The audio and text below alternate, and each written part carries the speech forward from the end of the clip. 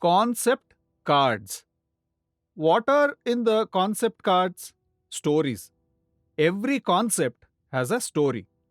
Through the story, how we can teach the concept to the children and a few words related to the concept or words, mathematical vocabulary as we call it, that we can give the children. This can be given through concept cards. There are some common mistakes while teaching the concept of subtraction. These are called misconceptions, as it is known. Without understanding the concept clearly, procedure or the method as to how to solve, learning the how without knowing the why, this results in misconceptions or misunderstanding among children. For example, 71 minus 19. When such a problem is given, a problem of subtraction, what the child does is the child knows the comparison. 9 is bigger, 1 is smaller. So the difference is 8. 7 is bigger, 1 is smaller. The difference is 6. They may give such an answer. We have seen this. Similarly, I will give another problem. 70 minus 62. There is 0 here. What does the child think? 2 is bigger than 0.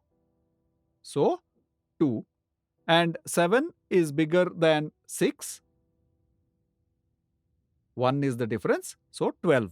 This is the way the child which has such misconception or misunderstanding will give such an answer. How do we clear such misconceptions? What should we do? As noted earlier, awareness of place value and the decimal system both should be known.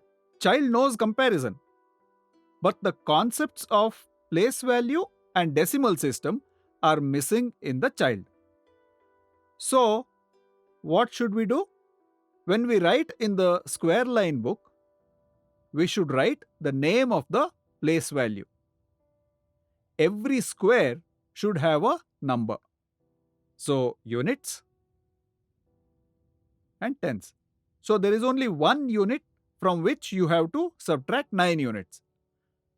When we talk to the child in this way, then the child will understand that you cannot subtract 9 from 1. I have to take help from the tens place. If we keep this in mind and teach subtraction, such misconceptions will not occur among children. While teaching the concept of subtraction to children, how subtraction is used in real life, what could be the misconceptions? How do we move from concrete stage to the abstract? Especially, how do we use the TLMs?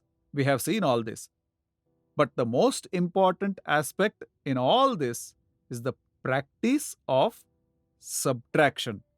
When we give subtraction problems to the children, we must keep in mind, in any kind of practice or any kind of problem given to children, on every occasion, we need to give day-to-day example. We have to give real example. Instead of saying 71 minus 19, if out of 71 people, 19 are women, how many are men? This way, whenever we give problems, not just the numbers, how do we apply them in real life? This is very important. Then children will appreciate the concept of subtraction and they will like it too. So, this is very important.